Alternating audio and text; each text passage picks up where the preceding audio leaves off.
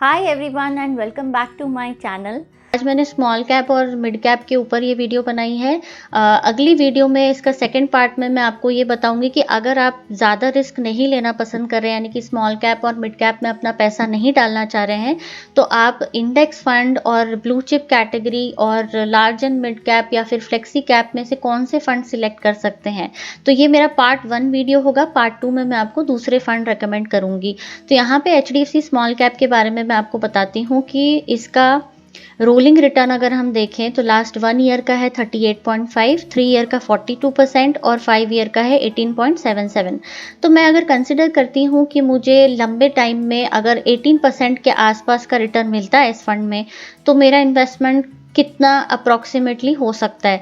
तो यहाँ पे अगर मैंने टोटल इन्वेस्टमेंट किया है 1 लाख रुपीज़ का, एक्सपेक्टेड रिटर्न है, मैं सोच रही हूँ कि मुझे 20 साल के बाद में यानी कि हर साल मुझे 18% का रिटर्न इसमें आ रहा है और 20 साल का मेरा टाइम पीरियड है, यानी कि 20 साल के लिए मैंने इसको छोड़ दिया इन्वेस्ट करके 1 लाख रुपए को। तो 20 साल के बाद ये पैसा हो जाएगा मेरा 27,39,000, यानी कि अप्रॉक्सीमेटली 27,40,000।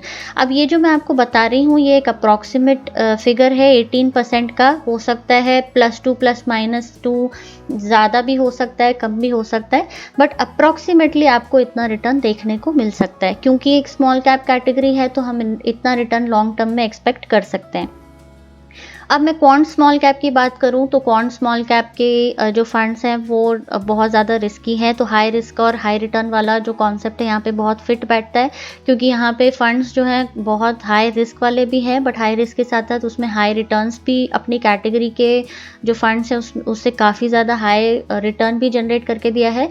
तो यहाँ पे 1 ईयर का इसका रोलिंग रिटर्न है 38%, 3 ईयर का है 51%, 5 ईयर का है 28.89। अब अगर मैं अज्यूम करती हूँ कि ये फंड मेरा 28% से ही ग्रो करता है हर साल, तो मुझे 1 लाख रुपए अगर मैं आज की डेट में इन्वेस्ट करूं और हर साल मुझे 28% का रिटर्न मिलता है और 20 साल मैं इसको इन्वेस्ट करके रख देती हूँ, तो 20 साल के बाद मेरी वैल्यू हो जाएगी 1,39 लाख की, यानी 39,38,000 की वैल्यू हो जाएगी।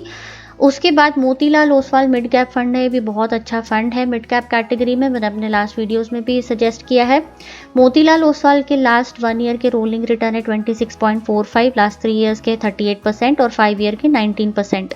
तो यहाँ पे अगर मैं अज्यूम करती हूँ कि 19% से ही मेरा हर साल फंड ग्रो करेगा, तो 1 लाख रुपए के इन्वेस्टमेंट 20 साल के बाद और 19% का रिटर्न हर साल के हिसाब से ये मेरा जो फंड हो जाएगा लास्ट में वो हो जाएगा 32,43,000 का।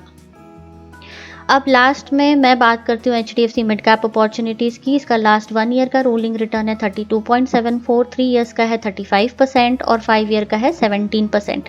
तो हम देखेंगे कि लॉन्ग टर्म में आपको कुछ नहीं तो मिड कैप और स्मॉल कैप कैटेगरी में एक 15, 16 या 17% के आसपास तो ईयरली रिटर्न मिल सकता है अगर हम लॉन्ग टर्म पर्सपेक्टिव की बात करते हैं। तो यहाँ पे 1 लाख रुपीज़ इन्वेस्टमेंट पे अगर मैंने 17% ईयरली रिटर्न अज्यूम किया है और 20 साल के लिए मैंने इन्वेस्टमेंट किया है, तो यहाँ मुझे मिलेगा 23,10,000।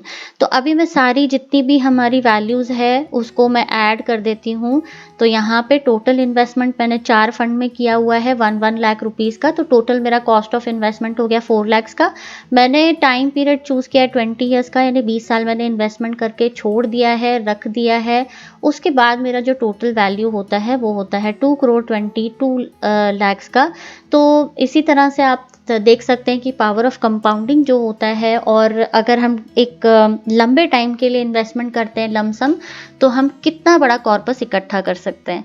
तो आई होप कि आज की वीडियो आपको मेरी पसंद आई होगी। अगर आपको मेरा कंटेंट अच्छा लग रहा है और कुछ नया सीखने को मिल रहा है, तो मेरी रिक्वेस्ट है कि आप मेरे चैनल को सपोर्ट करिए, ज़्यादा से ज़्यादा सब्सक्राइब करिए, शेयर करिए, लाइक करिए। Thank you so much. अब मिलती हूँ मैं अपने नेक्स्ट वीडियो में। Till then bye bye, take care.